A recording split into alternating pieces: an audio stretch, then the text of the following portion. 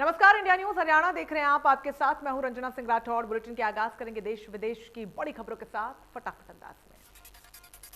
CM Manohar Lal से मिले सोनीपत के किसान। सीएम ने मौके पर ही किसानों की समस्याओं का समाधान किया। खराब फसलों का जायजा लेने के लिए सीएम मनोहर लाल सोनीपत जाएंगे। सीएम ने जल्द गिरदावरी के आदेश दिए और ड्रेनों की सफाई के भी आदेश दिए हैं। सीएम ने किसानों के लिए बिजली का उचित प्रबंध करने के आदेश दिए। इस पर किसानों ने सीएम मनोहर लाल का आभार जताया। जरोठी समेत 18 गांवों ने किया जनसभा का आयोजन। 6 नवंबर को सीएम की होगी जनसभा। किसान बोले सीएम मारे तारणहार। दिल्ली में केंद्रीय कृषि मंत्री नरेंद्र सिंह तोमर से मिले हरियाणा बीजेपी के अध्यक्ष ओपी धनखड़। किसान आंदोलन समेत हरियाणा से जुड़े कई मुद्दों पर की चर्चा। फरीदाबाद में निजी स्कूलों में गरीब बच्चों के 134A के तहत होने वाले एडमिशन के लिए सरकार ने शेड्यूल किया जारी। एडमिशन का शेड्यूल जारी करने के साथ ही एडमिशन प्रक्रिया पूरे प्रदेश में चर्चाओं में आ गई। हरियाणा प्रोग्रेसिव स्कूल कॉन्फ्रेंस के state wise president Suresh Chandra ने कहा कि सभी स्कूल अपनी जिम्मेदारी को समझते हैं, लेकिन सरकार द्वारा जारी किया गया एडमिशन शेड्यूल देरी से किया गया है, जिसकी वजह से बच्चों को पढ़ाई के लिए बहुत कम वक्त मिलेगा। प्रदेश में कई जिलों में आज हरियाणा स्टाफ सिलेक्शन कमीशन की तरफ से पुलिस कांस्टेबल पद के उम्मीदवारों की रिटर्न परीक्षा आयोजित की जा रही है। कैथल में इंडिया न्यूज हरियाणा की खबर का बड़ा असर देखने को मिला है। डीएपी खाद की कालाबाजारी के लिए प्रशासन की कई दिनों से हो रही किरकिरी के बाद कृषि विभाग अब एक्शन मोड में नजर आ रहा है। किसानों की सूचना पर कृषि विभाग द्वारा जब एक फर्म को गोडाउन को चेक किया गया तो उसमें गैरकानूनी तरीके से स्टॉक किए गए 132 डीएपी खाद के बैग बरामद हुए। स्टॉक में रखे 132 डीएपी खाद के बैग किसानों की मारामारी के कारण विभाग द्वारा उसी समय किसानों में बांट दिया गया। साथ में फर्म का लाइसेंस रद्द कर गोडाउन को भी सील कर दिया गया। अंबाला के बांस बाजार में नकोदर के साई विक्की शाह जी के जन्मदिन पर नगर निगम की पहली महिला मेयर शक्ति रानी शर्मा ने बतौर मुख्य अतिथि के रूप में शिरकत की। इस दौरान हरियाणा जनचेतना पार्टी के सभी पार्षद भी मौजूद रहे। मेयर शक्ति रानी शर्मा ने कार्यक्रम में पहुंचकर बाबा मुराद शाह जी का आशीर्वाद दिया। बाबा मुराद शाह जी का आशीर्वाद लेने के बाद लोगों ने मेयर शक्ति रानी शर्मा का जोरदार स्वागत किया। सिरसा के एलनाबाद विधानसभा क्षेत्र में शनिवार को संपन्न हुए उपचुनाव में इस बार 81% से भी ज्यादा वोटिंग हुई है। हल्के के करीब 1,86,000 मतदाताओं ने गोविंद कांडा, अभय चौटाला और पवन बेनीवाल समेत 19 प्रत्याशियों की किस्मत ईवीएम में कैद कर दी है और अब उपचुनाव के नतीजे 2 नवंबर को आएंगे। वहीं रिटर्निंग अधिकारी और एसडीएम एलनाबाद नरेंद्र पाल मलिक ने बताया कि एलनाबाद विधानसभा उपचुनाव 2021 के लिए मतदान प्रक्रिया निष्पक्ष और शांतिपूर्ण संपन्न हुई। 31 अक्टूबर को राष्ट्रीय एकता दिवस पर अंबाला में रन फॉर यूनिटी मैराथन दौड़ का आयोजन किया गया, जिसमें 100 से ज्यादा स्कूली छात्रों, युवाओं और बुजुर्गों ने भाग लिया। गुरुग्राम के नेहरू स्टेडियम में रन ऑफ यूनिटी का आयोजन किया गया, जिसमें छोटे से लेकर बड़े बच्चों और महिलाओं ने बढ़ चढ़कर हिस्सा लिया। रन फॉर यूनिटी का आयोजन सरदार वल्लभ भाई पटेल जयंती को समर्पित किया गया, तो वहीं लोगों में खासा उत्साह देखने को मिला। पलवल में सरदार वल्लभ भाई पटेल के जन्मदिवस के अवसर पर नेताजी सुभाष चंद्र बोस स्टेडियम में रन फॉर यूनिटी का आयोजन किया गया, जिसे जिला उपायुक्त कृष्ण कुमार ने हरी झंडी दिखाकर रवाना किया। रन फॉर यूनिटी के दौरान जिले के करीब 200 प्रतिभागियों ने हिस्सा लिया और इस अवसर पर प्रतिभागियों को राष्ट्रीय एकता की शपथ भी दिलवाई गई। जिला उपायुक्त कृष्ण कुमार ने कहा कि सरदार वल्लभ भाई पटेल ने भारत की एकता और अखंडता को बनाने के लिए देश की रियासतों को एक करने का काम किया है। सरदार वल्लभ भाई पटेल ने जयंती पर प्रधानमंत्री नरेंद्र मोदी ने स्टैच्यू ऑफ यूनिटी पर आयोजित एक परेड का वीडियो संदेश के जरिए संबोधित किया। प्रधानमंत्री मोदी ने कहा कि वल्लभ भाई पटेल को आज देश अपनी श्रद्धांजलि दे रहा है। सरदार पटेल सिर्फ इतिहास में ही नहीं रहते, बल्कि वो सभी भारतीयों के दिल में भी रहते हैं। प्रधानमंत्री मोदी ने कहा कि राष्ट्रीय एकता दिवस पर सभी देशवासियों को बहुत बहुत शुभकामनाएं। एक भारत श्रेष्ठ भारत के लिए जीवन का हर पल जिसने समर्पित किया, ऐसे राष्ट्र नायक सरदार वल्लभ भाई पटेल को देश अपनी श्रद्धांजलि दे रहा है।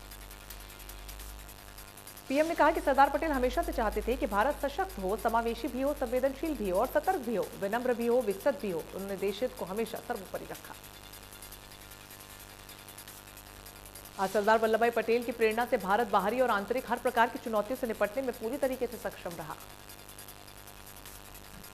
राष्ट्रपति रामनाथ कोविंद ने ट्वीट कर सरदार पटेल को श्रद्धांजलि दी। उन्होंने लिखा कि देश की एकता के प्रतीक सरदार पटेल का हमारे अग्रणी राष्ट्र निर्माताओं में उच्च स्थान। राष्ट्रपति ने ट्वीट में लिखा कि नैतिकता पर आधारित कार्य संस्कृति की स्थापना और राष्ट्र सेवा के लिए देशव्यापी सरदार पटेल के प्रति सदैव ऋणी रहेंगे। केंद्रीय गृह मंत्री अमित शाह ने सरदार वल्लभ भाई पटेल को उनकी जयंती पर श्रद्धांजलि अर्पित की और इस दौरान उन्होंने कहा कि उनका जीवन हर भारतवासी को देश की एकता और अखंडता के लिए खुद को समर्पित करने की प्रेरणा देता है। गुजरात के केवड़िया में सरदार पटेल के प्रतिमा स्थल पर आयोजित समारोह को संबोधित करने से पहले अमित शाह ने ट्वीट कर कहा कि मातृभूमि के लिए सरदार साहब का समर्पण, निष्ठा, संघर्ष और त्याग हर भारतवासी को खुद को समर्पित करने की प्रेरणा देता है।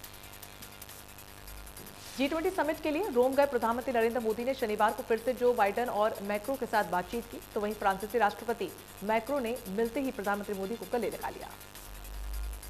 G20 सम्मेलन के लिए इटली गए प्रधानमंत्री नरेंद्र मोदी ने कोरोना के खिलाफ जारी लड़ाई को लेकर बड़ा बयान दिया। पीएम ने कहा कि अगले साल से भारत विश्व के लिए 5 मिलियन वैक्सीन डोज का उत्पादन करेगा। पीएम मोदी ने कहा कि आर्थिक रिकवरी के लिए अंतर्राष्ट्रीय आवाजाही बढ़ानी आवश्यक है। इसके लिए हमें अलग अलग देशों के वैक्सीन सर्टिफिकेट्स की परस्पर मान्यता सुनिश्चित करनी ही होगी। पीएम ने भारत की कोरोना की जंग की भी जमकर तारीफ की। उन्होंने एक तरफ अपने देश की उपलब्धियां बताई, तो वहीं दूसरी तरफ दुनिया को दी गई सहायता की भी जानकारी दी। पीएम मोदी ने कहा कि फार्मेसी ऑफ द वर्ल्ड की भूमिका निभाते हुए भारत ने 150 से ज्यादा देशों को दवाइयां पहुंचाई। साथ ही हमने वैक्सीन रिसर्च और मैन्युफैक्चरिंग बढ़ाने में भी अपनी पूरी ताकत लगा दी। उत्तराखंड के विकासनगर में बड़ा सड़क हादसा हुआ है। एक वाहन अनियंत्रित होकर खाई में जा गिरा। हादसे में 13 लोगों की मौत हो गई। इस हादसे में 5 लोग गंभीर रूप से जख्मी हुए हैं। हादसे के बाद चक्राता एसडीएम, पुलिस और एसडीआरएफ की टीम मौके पर पहुंच चुकी है। खाई से लोगों को निकालने के लिए रेस्क्यू ऑपरेशन चलाया जा रहा है। सभी मृतक एक ही गांव के रहने वाले थे। देश में कोरोना का कहर जारी, 12,000 से ज्यादा मामले आए सामने। 445 मरीजों ने तोड़ा दम। एक्टिव केसेस 1 लाख के पार। केरल में कोरोना के 7,000 से ज्यादा मामले सामने आए, तो वहीं 7,166 मरीज हुए रिकवर। एक्टिव केसेस 78,000 के पार। महाराष्ट्र में कोरोना के 614 नए मामले, 2,148 मरीज हुए रिकवर। 16,000 से ज्यादा केस एक्टिव। हिमाचल में कोरोना के 145 नए मामलों की पुष्टि, 2,24,000 से ज्यादा कुल संक्रमितों की संख्या। एक्टिव केसेस 2,000 के पार। हरियाणा में कोरोना के 12 नए मामले, कुल मरीजों की संख्या 7 लाख के पार। 11 नए मरीज हुए रिकवर। लगातार पेट्रोल डीजल के दामों में इजाफा हो रहा है। तेल कंपनियों ने आज फिर से पेट्रोल डीजल के दाम में 35 पैसे प्रति लीटर बढ़ोतरी की है। दिल्ली में 1 लीटर पेट्रोल की कीमत 109 रुपये 34 पैसे, तो वहीं डीजल की कीमत 98 रुपये 7 पैसे प्रति लीटर। मुंबई में पेट्रोल की कीमत 115 रुपये 15 पैसे प्रति लीटर, तो वहीं डीजल 106 रुपये 23 पैसे प्रति लीटर बिक रहा है। कोलकाता में पेट्रोल 109 रुपये 79 पैसे प्रति लीटर, तो वहीं डीजल 101 रुपये 19 पैसे प्रति लीटर बिक रहा है। चेन्नई में पेट्रोल की कीमत 106 रुपये के पार पहुंची है, तो वहीं डीजल 101 रुपये 92 पैसे पहुंचा। डब्बाली में डीजल ने भी शतक लगा दिया है। यहां पर डीजल की कीमत 100 रुपये 25 पैसे प्रति लीटर हो गई है। कैथल में क्लरिकल एसोसिएशन ने राज्य मंत्री कमलेश ढांडा के निवास पर प्रदर्शन किया। वेतन वृद्धि की मांगों को लेकर राज्य मंत्री को उन्होंने मुख्यमंत्री के नाम ज्ञापन सौंपा। वहीं राज्य मंत्री ने एसोसिएशन की मांग मुख्यमंत्री मनोहर लाल के समक्ष रखने का भरोसा दिया। इस बार आजादी का अमृत महोत्सव और भगवत गीता समारोह मनाया जाएगा, जिसमें देश के प्रमुख स्वतंत्रता सेनानियों का सम्मान किया जाएगा। स्वतंत्रता संग्राम में भगवत गीता की भूमिका जैसे विषयों पर विद्यार्थियों को जोड़ते हुए कार्यक्रम आयोजित किए जाएंगे। यमुनानगर पहुंचे महामंडलेश्वर स्वामी ज्ञानानंद जी महाराज ने कहा कि 9 दिसंबर से 14 दिसंबर तक कुरुक्षेत्र में विभिन्न कार्यक्रम होंगे। 11 दिसंबर को आयोजित कार्यक्रम में लोकसभा अध्यक्ष मुख्य अतिथि के रूप में शामिल होंगे। 12 दिसंबर को विराट संत सम्मेलन होगा, जिसमें देश के प्रमुख साधु संत सन्यासी भाग लेंगे। 14 दिसंबर को भगवत गीता की दिव्य आरती होगी। चरखी दादरी में पंजाब नेशनल बैंक ने दादरी सिविल अस्पताल को करीब 10 लाख रुपए की ऑटो एनालाइजर मशीन भेज की है। इस मशीन से एक समय में 150 के करीब टेस्टों की एक साथ जांच हो सकती है। सामान्य अस्पताल में नगराधीश अमित मान की उपस्थिति में पीएनबी के रेवाड़ी मंडल प्रबंधक आर.के. मीणा ने मशीन भेज दी। पलवल में मंचलों की छेड़खानी से परेशान होकर 12वीं कक्षा के छात्रा ने फांसी लगाकर जान दे दी। पुलिस ने मामला दर्ज कर आरोपी की तलाश की शुरू। सोना में पुलिस ने 2 डिलीवरी बॉयज को किया गिरफ्तार। दरअसल डिलीवरी बॉय अमेजन से मंगाए गए ओरिजिनल सामान को बदलकर नकली सामान डिलीवर करते थे।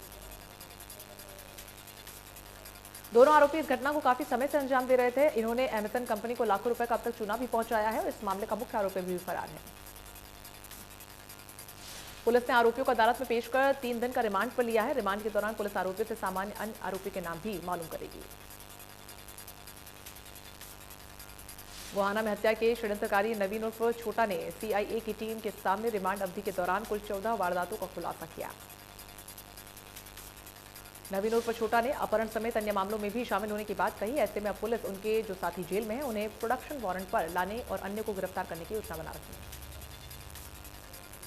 सीआईए स्टाफ टीम ने भैंसवाल कला गांव निवासी नवीन उर्फ छोटा को कटवाल गांव निवासी अजय की हत्या के षड्यंत्र के आरोप में यूपी की गौतम बुद्ध नगर जेल से प्रोडक्शन वारंट पर लिया।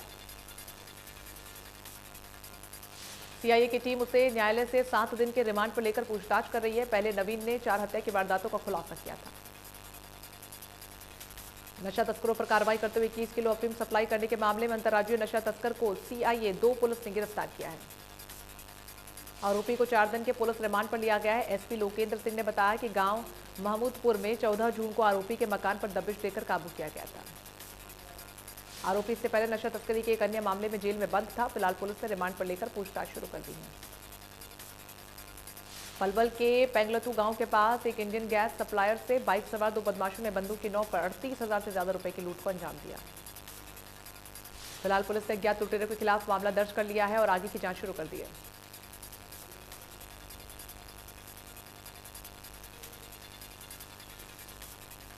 गुरुग्राम में पहली बार मानेसर पुलिस लाइन में चोरों ने ताला तोड़कर दिन दहाड़े लगभग 11 लाख रुपए के जेवरात पर हाथ साफ किया। पीड़ित पुलिसकर्मी सुरेंद्र कुमार सुशांत लोग ट्रैफिक हेडक्वार्टर में एमएचसी के पद पर तैनात हैं। उनके घर से ही दिन दहाड़े चोरी की घटना को अंजाम दिया गया। महम कस्बे के हिसार बाईपास पर एक आरओ वाटर की आड़ में अवैध शराब का कारोबार चल रहा था। पुलिस ने छापेमारी करते हुए काफी बड़ी खेप अवैध शराब की पकड़ी है। इसके अलावा शराब बनाने की मशीनें व अन्य सामग्री भी बरामद की गई है। तैयार शराब की लगभग 500 पेटी की गई जब्त। गुरुग्राम के सेक्टर 9 की गौशाला गोधन के प्रोडक्ट्स बनाने वाली दिवाली मनाने का संदेश दिया जा रहा है, जिससे न केवल दीपावली सकारात्मक ऊर्जा वाली होगी बल्कि वातावरण भी इको फ्रेंडली होगा। श्री राधा कृष्ण नामक गौशाला में आने वाली दिवाली के लिए गौमन प्रोडक्ट्स यानी कि गाय के गोबर से निर्मित दिए, लक्ष्मी गणेश की मूर्तियां और शुभ लाभ इत्यादि जैसे रंग बिरंगे प्रोडक्ट्स तैयार किए गए। प्रदेश सरकार ने दिवाली पर्व से पहले बड़ा फैसला किया है। प्रदेश के 14 जिलों में पटाखों की बिक्री और पटाखे चलाने पर पूर्ण प्रतिबंध लगा दिया गया है। प्रदेश के गुरुग्राम, फरीदाबाद, भिवानी, चरखी, झज्जर, जींद, करनाल, महेंद्रगढ़, नूंह, पलवल, पानीपत, रेवाड़ी, रोहतक और सोनीपत जिलों में पटाखों पर पूरी तरीके से प्रतिबंध रहेगा। जिन शहरों में विगत नवंबर में एयर क्वालिटी इंडेक्स अधिक था, वहां भी प्रतिबंध लागू रहेगा। जिन शहरों में एयर क्वालिटी इंडेक्स नीचे था, वहां केवल ग्रीन पटाखों की बिक्री हो सकेगी। दिवाली पर रात 8 से 10 बजे तक छोड़े जा सकेंगे पटाखे, जबकि छठ के मौके पर सुबह 6 से 8 बजे तक पटाखे चलाए जा सकेंगे। बल्लभगढ़ शहर और आसपास के इलाकों से पिछले दिनों पकड़े गए अवैध पटाखों को प्रशासन ने पुलिस की मौजूदगी में गड्ढों में दबा दिया। पूरी कार्रवाई में पुलिस मौजूद रही और उप तहसील के नायब तहसीलदार करण कुमार को बतौर ड्यूटी मजिस्ट्रेट नियुक्त किया गया। शनिवार को झज्जर में एक महिला का पर्स पलक झपकते ही चोरों ने गायब कर दिया। महिला के बैग में लगभग 20,000 रुपए थे।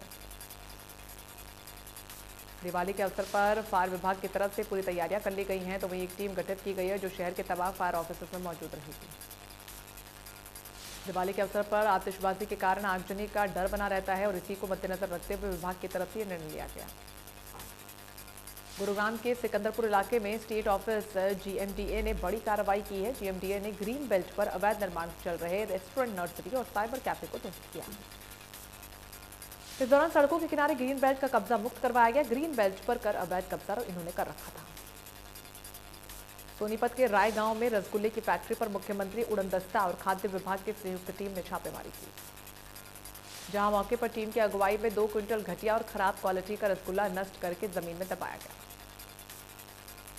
बाकी रसगुल्ले के सैंपलिंग कर जांच के लिए लैब में भेजे जाएंगे। फैक्ट्री और गोदाम में 37 बड़े ड्रम और 12 छोटे ड्रम में रसगुल्ला भरकर रखा गया था।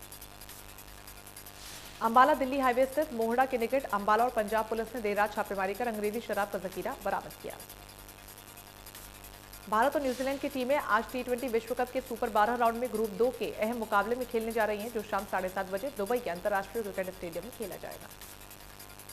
पाकिस्तान और न्यूजीलैंड दोनों ही टीमें अपना अपना पहला मैच पाकिस्तान के खिलाफ हारकर अजीब स्थिति में फंस चुकी हैं और ग्रुप किसी की शीर्ष 2 टीमों में जगह बनाकर सेमीफाइनल में जाने के लिए उन्हें ये मैच जीतना अनिवार्य है। भारत और न्यूजीलैंड की टीमों में कई दिग्गज खिलाड़ी मौजूद हैं और इस मैच में कई दिलचस्प पल देखने को मिल सकते हैं। मुकाबला दुबई में खेला जाना है, जो एक बड़ा मैदान है।